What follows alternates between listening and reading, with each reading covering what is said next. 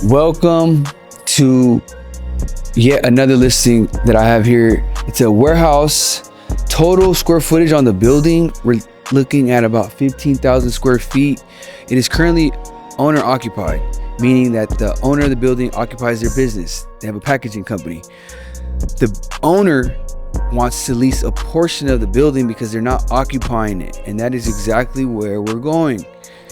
And a couple unique features here of this property: we have a 16-foot height clearance. There is a roll-up door right here, and also tons of parking. And this is very important to know because parking is a big thing in commercial real estate.